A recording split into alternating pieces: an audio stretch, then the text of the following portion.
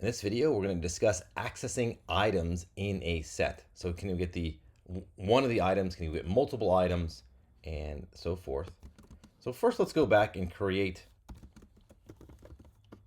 a list. So lists can create or can have any number of items. We can even put another list in here. And so that is a list. We see that. To get a single item in a list, we put the square brackets appended to the list name, and we place in it the index. So that returns the first item. A -1 returns this item, and so forth. Now let's create a set over here. And just like this. Okay, so here's our set S. And how do we access, say we want to get one of these items.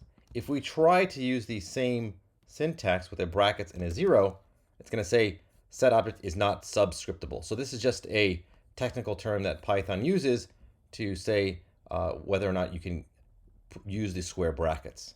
So that's what the word subscriptable means. And the square brackets are used to get a single item from that container. So our set contains this data. We cannot get any of the items inside of it. So I'm thinking, oh, why is a set useful then if we can't even get any of the items? Well, we can iterate through the items in a set, as you'll see later on. We just cannot access a particular one because really it's more like a bag, a physical bag of ping pong balls trying to access, like there is no first one. You mix up all the ping pong balls, you keep mixing them up, and they become in a different order. So maybe that's a better visual, is to think of a set as really like this bag of ping pong balls. All right, so you can't access a single item. You certainly cannot slice the items either.